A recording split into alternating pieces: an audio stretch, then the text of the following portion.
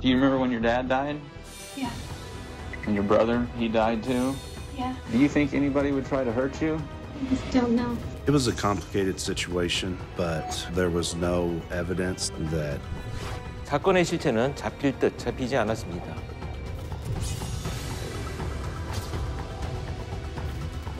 가족에게 일어난 의문의 연쇄 사망 사건. 진실은 무엇일까요? 보통 저런 경우에는 이제 범인이 가족인 경우가 많은데.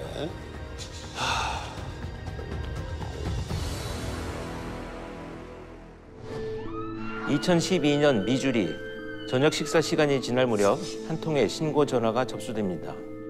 Who found Sean? I did. He coughed up blood. Coughed up blood. 신고를 받은 경찰은 곧바로 현장으로 출동했지만 26살의 남성 션은 이미 사망한 상태였습니다. When you actually looked for the poisoning or what could be causing this, there was just nothing there.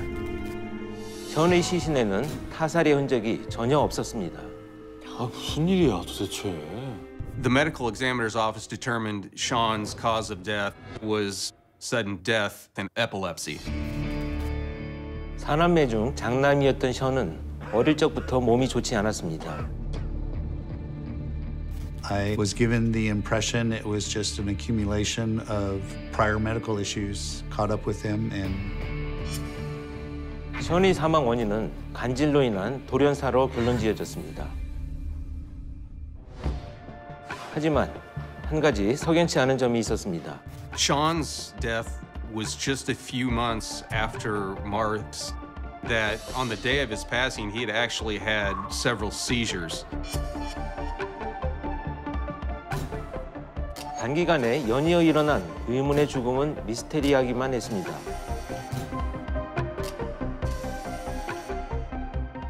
it was a complicated situation, but there was no evidence that anything nefarious had occurred at the residence to contribute to his death. 9개월 뒤 사망한 션의 가족에게 또다시 사고가 발생합니다. 또 1년도 안 돼서. 가족 중 둘째 딸 사라가 갑자기 의식을 잃었습니다. 아까 신고한 딸이잖아요. Her condition was very dire that it was expected that Sarah was not going to survive. 사라는 온몸의 장기가 심하게 손상되어 생사가 위태로웠습니다. The timing of the incidents was strange, with all of them being so close together. 경찰은 이 가족들에게 일어난 연속된 죽음을 살인으로 의심했습니다. And then with Sarah and Sean both being so young, I had all these suspicions that were building and building. I really wanted to find out what was going on in the Stouty home. 사망한 션과 마크에게는 공통적으로 나타난 증상이 있었습니다. And then both were noted to have blood around their mouth at the time they were found. 두 사람 모두 사망 직전 피를 토했습니다. He was suspicious that it could possibly be a poisoning case. 경찰은 두 사건을 독극물에 의한 살인으로 확신하고 부검을 시행했습니다. 하지만 검출되는 것은 아무것도 없었습니다. 그렇다면 이들의 진짜 사망 원인은 무엇이었을까요? 집안을 수색하던 경찰은 차고에서 잔혹한 해답을 마주하게 됩니다. 그것은 바로 Out in the garage on a workbench, that there was a bottle of antifreeze. 자동차 부동액이었습니다. 그렇다면 범인은 어떻게 피해자들에게 부동액을 투여했을까요? That was right next to a six-pack of Coke. It's just set up right out in the garage, almost as if it's getting prepared for the next go-round. 범인은 차고에 부동액과 음료수를 함께 뒀고 피해자들 몰래 음료에 무색무취의 부동액을 섞어놨습니다. 그렇게 범인이 주는 음료를 마신 피해자들은 이유도 모른 채 고통 속에 사망했습니다. Do you remember when your dad died? Yeah. And your brother, he died too? Yeah. Do you think anybody would try to hurt you? I just don't know. 경찰은 범행 도구가 집안에 있었던 것에 주목해 피해자들의 가족을 유력한 용의자로 지목했고 사망한 마크의 아내 다이앤을 소환해 신문했습니다. 신문을 앞둔 다이앤은 이상한 모습을 보였습니다. She raised her legs and she put her hands together and acted almost as if she was praying, which I thought was very strange. 다이앤은 남편과 아들을 연이어 잃고 딸마저 생사를 다투고 있었지만 다른 사람의 일을 대하듯 너무도 차분했습니다. When did all this come about? She started Saturday. She complained of a little headache, and her stomach was upset, and she threw up a couple of times. Diane never asked anything at all about why I'd want to speak with her about her sick daughter. So for her to not have any questions from the very get-go, it was a point that raised some flags. 경찰은 사망한 남편과 아들에 대해서도 질문을 이어갔습니다. My husband died last year of a heart attack. He had liver problems. He was diabetic. He wouldn't quit smoking. Do you have a son as well? No, not anymore. He died. When did he die? It was last fall. Where's he buried? He was cremated. Oh, he was cremated. Okay.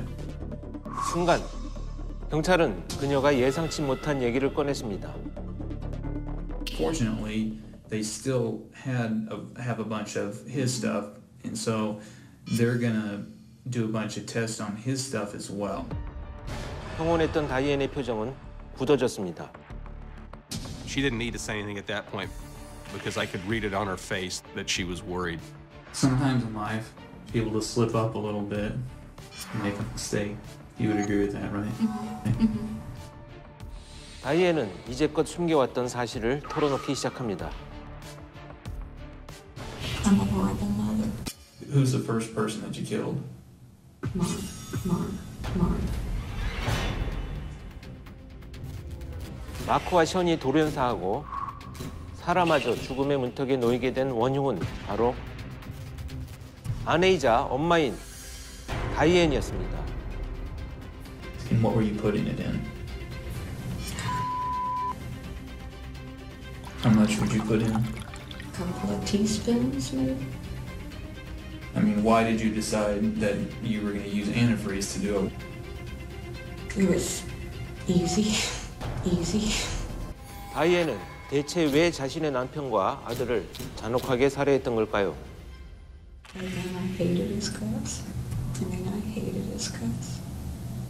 They would do whatever they wanted to do and never helped support or even contribute. It was more than a bother. I was beginning to realize I was speaking with a truly evil person. 마침내 사건의 전말이 밝혀졌지만 경찰은 안심할 수 없었습니다. 다이앤이 다른 자녀들도 해치려 했을 수 있기 때문이었죠. 경찰은 즉시 22살의 셋째 레이첼의 상태를 확인하고 면담을 진행했습니다. Once you found out yesterday about what your mom did, what do you think about that? Confusion, shock. Were you ever suspicious of your mom? No. No. Nobody expects to have. 그런데 면담이 계속될수록 레이첼도 조금씩 이상한 모습을 보였습니다. 레이첼은 집에서 벌어진 참극을 전혀 심각하게 여기지 않는 듯 했습니다. 이를 수상히 여긴 경찰은 그녀의 방을 수색했고 끔찍한 연쇄살인의 마지막 포즈를 발견합니다. So I immediately went there and he showed me a diary. 일기장에 뭘 써놨나 봐. 경찰이 발견한 레이첼의 일기장에는 또 다른 진실이 담겨 있었습니다. 레이첼은 마치 미래를 예견하듯 자신의 아버지와 오빠에게 닥칠 비극을 일기장에 남겼습니다. It was just another twist in a case that you thought there's no way there can be more. 경찰은 진실을 듣기 위해 레이첼을 압박했습니다. It says it's sad when I realize how my father will pass on in the next 2 months. What does that mean? 순간 레이첼의 얼굴이 굳어지며 창백해졌습니다. 그리고 얼마간의 침묵이 흐른 뒤 모든 걸 단념한 듯 진실을 말하기 시작했습니다. I remember her searching online, and you couldn't detect taste, talking about different drinks like mixed with. 레이첼은 엄마 다이앤의 범행 계획을 미리 알고 있었습니다.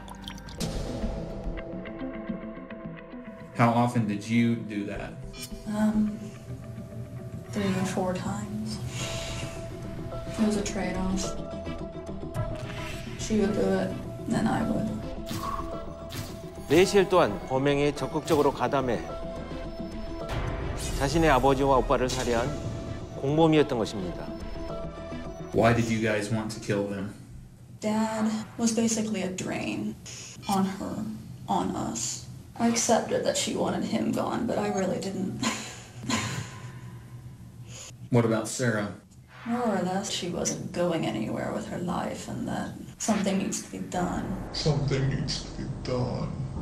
그런데 경찰은 두 사람의 진술을 검토하던 중 풀리지 않는 한 가지 의문점이 남아 있었습니다. Now, with Sarah, why didn't you just leave her at home to die like the others?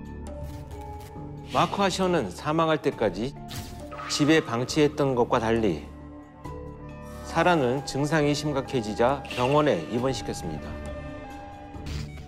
범인들은 왜 사라만 사망할 때까지 방치하지 않고 병원에 데려갔던 걸까요? 병원 관계자들은 사라가 처음 입원했을 당시 엄마 다이앤의 모습을 정확히 기억하고 있었습니다. And was not acting how they thought a normal mother would act. 다이앤은 자신의 딸이 위독한 상황인데도 다른 사람과 웃고 떠들고 있었습니다.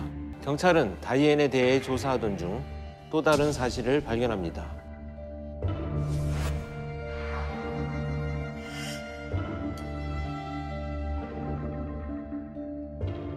다이앤이 사라를 병원으로 옮긴 이유는 바로 그들의 새집 때문이었습니다.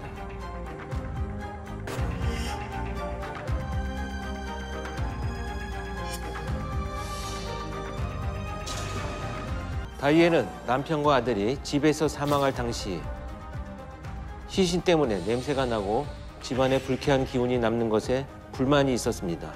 새 집으로 이사 후 사라에게 범행을 저지를 당시는 더위가 절정에 이르던 시기였고 사라가 집에서 사망할 경우 시신이 더 빨리 부패해 새 집에 불쾌한 냄새가 가득할 것을 원치 않았던 것입니다.